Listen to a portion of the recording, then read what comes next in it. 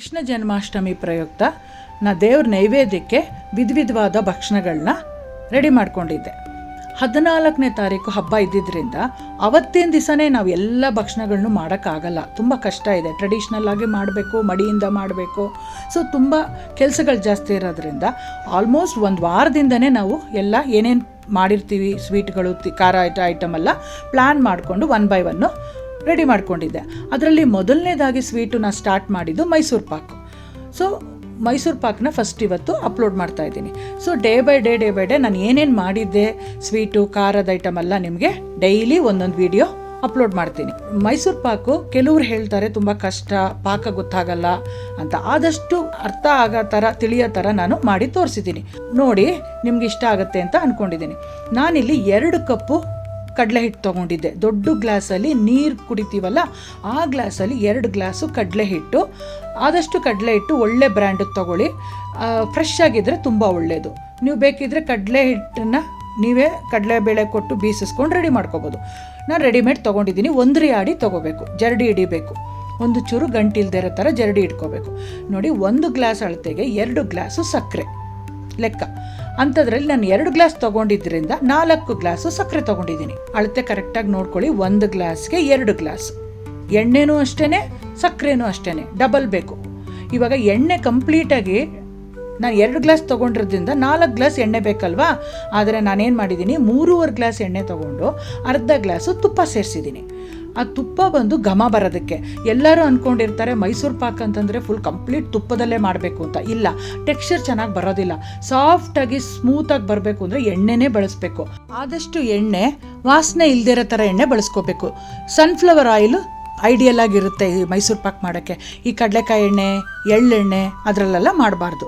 Okay, ಒಂದು. ಮತ್ತು ಕಲರ್ಗೆ ನಾನಿಲ್ಲಿ ಅರಿಶಿನ ಪುಡಿ ಬಳಸ್ತಾ ಇದ್ದೀನಿ. ಸಕ್ಕರೆ ಪಾಕಕ್ಕೆ ಹಾಕಿದ್ದೀನಿ. ನೀವು ಫುಡ್ ಕಲರ್ನ ಬಳಸ್ಕೋಬೋದು, ಬಟ್ ನಾನು ದೇವ್ರಿಗೆ ನೈವೇದ್ಯ ಮಾಡೋದ್ರಿಂದ ಆದಷ್ಟು ಟ್ರೆಡಿಷ್ನಲ್ ಆಗಿ ಮಾಡೋದಕ್ಕೆ ಟ್ರೈ ಮಾಡಿದ್ದೀನಿ.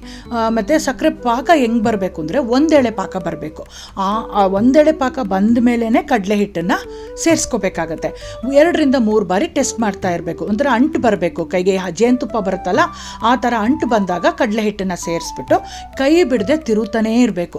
ಇದರಲ್ಲಿ ಮಾತ್ರ ಭಾಳ ಮುಖ್ಯವಾದ ಕೆಲಸ ಏನು ಅಂದರೆ ಕೈ ಬಿಡದೆ ತಿರುವುದು. ಕೈ ನೋವಿದ್ರೂ ಪರವಾಗಿಲ್ಲ, ತಿರುಬೇಕು. ಇಲ್ಲಾಂದರೆ ಅಡಿ ತಳ ಹಿಡಿದು ಬಿಡುತ್ತೆ. ಮತ್ತು 2ನೇದಾಗಿ ಯಾವುದೇ ಡಿಸ್ಟ್ರಾಕ್ಷನ್ ಆದರೂ ಕೂಡ ನೀವು ಹೋಗಬಾರ್ದು.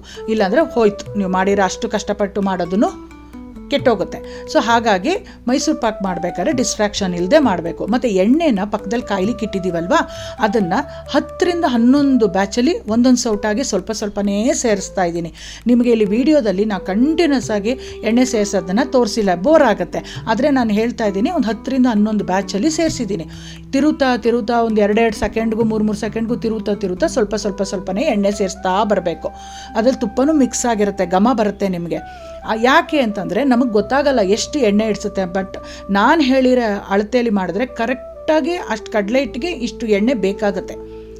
ಸ್ವಲ್ಪ ಹೆಚ್ಚು ಕಮ್ಮಿ ಒಂಚೂರು ಉಳಿಬೋದು, ಇಲ್ಲ ಒಂಚೂರು ಹೆಚ್ಚಿಗಾಗ್ಬೋದು. ಅಷ್ಟು ಬಿಟ್ಟರೆ ಅಬ್ಸಲ್ಯೂಟ್ಲಿ ಕರೆಕ್ಟ್ ಅಳತೆಯಲ್ಲಿ ಬರುತ್ತೆ. ಆಯಿತಾ? ಹಿಂಗೆ ತಿರುತ್ತಾ ಎಣ್ಣೆ ಸೇರಿಸ್ತಾ ಬಂದಾಗ ಗೂಡಾಗಿ ಬರುತ್ತೆ. ಕಾಣಿಸ್ತಾ ಇದೆಯಲ್ಲ ವಿಡಿಯೋದಲ್ಲಿ, ಆ ಥರ ತಿರುತ್ತಾನೇ ಬರ್ತಾ ಇರುತ್ತೆ ಗೂಡಾಗಿ. ನಿಮ್ಗೆ ಯಾವ ಲೆವೆಲ್ವರೆಗೂ ನೀವು ತಿರುಗಿಸ್ಬೇಕು ಅಂದರೆ ಕಂಪ್ಲೀಟ್ ಎಣ್ಣೆ ಖಾಲಿ ಆಗುತ್ತೆ. 1. 2ನೇದಾಗಿ ನಾವು ಪಾತ್ರೆನ ತಳ ಬಿಟ್ಕೊಂಬರುತ್ತೆ.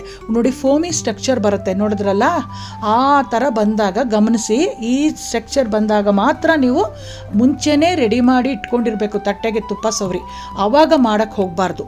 ಅಂತ ರೆಡಿ ಮಾಡಿ ಇಟ್ಕೊಂಡಿರೋ ತಟ್ಟೆಗೆ ನಾವು ಮೈಸೂರು ಪಾಕ್ನ ಸುರಿದು ಒಂಚೂರು ಟ್ಯಾಪ್ ಮಾಡಿದ್ರೆ ಕರೆಕ್ಟಾಗಿ ಕುತ್ಕೊಳ್ಳುತ್ತೆ, ಸೆಟ್ಟಿಂಗ್ ಆಗುತ್ತೆ. ಇಮಿಡಿಯೇಟಾಗಿ ಪೀಸ್ ಮಾಡಬಾರ್ದು, ಬರೋದಿಲ್ಲ. ಒಂದು 2 ನಿಮಿಷ ಬಿಟ್ಟರೆ ಸೆಟ್ ಆಗುತ್ತೆ. ಆವಾಗ ಬರೀ ಮಾರ್ಕಿಂಗ್ ಮಾಡಿ ಇಟ್ಕೊಳ್ಳಿ. ಕಂಪ್ಲೀಟ್ ಪೀಸ್ ಮಾಡಬೇಕು ಅಂದರೆ ಒಂದು ಅರ್ಧ ಗಂಟೆ ಬಿಟ್ಬಿಡಬೇಕು.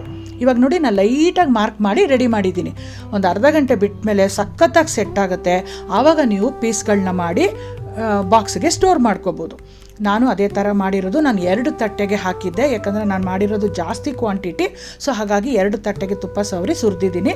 ನೋಡಿ ಒಂದು ಅರ್ಧ ಗಂಟೆ ಬಿಟ್ಟ ಮೇಲೆ ಎಷ್ಟು ಚೆನ್ನಾಗಿ ಸೆಟ್ ಆಗಿರುತ್ತೆ ಅಂದರೆ ಆರಾಮಾಗಿ ನೀವು ಪೀಸ್ ಮಾಡ್ಕೋಬೋದು. ಮೊದಲೇ ಮಾರ್ಕ್ ಮಾಡಿಬಿಟ್ಟಿರ್ತೀರಲ್ವ, ಈಸಿಯಾಗಿ ನಾವು ಕಂಪ್ಲೀಟ್ ಡೀಪಾಗಿ ಮಾರ್ಕ್ ಮಾಡಿರೋದ್ರ ಕಡೆ ಮಾಡಿ ತೆಗಿಬೋದು ಪೀಸ್ಗಳನ್ನ.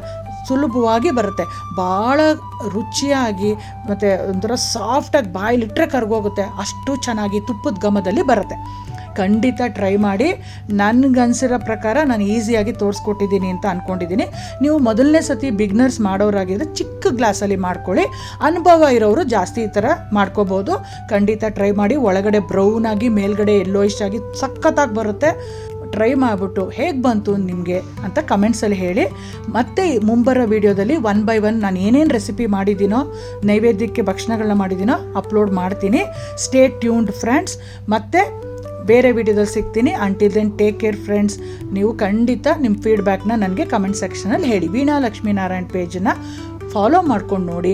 ಯೂಟ್ಯೂಬಲ್ಲಿ ಏನಾದ್ರು ನೋಡ್ತಿದ್ರೆ ಅಮುದಂ ನಿತ್ಯಂ ಚಾನಲ್ಗೆ ಹೋಗಿ ಸಬ್ಸ್ಕ್ರೈಬ್ ಮಾಡ್ಕೊಳ್ಳಿ.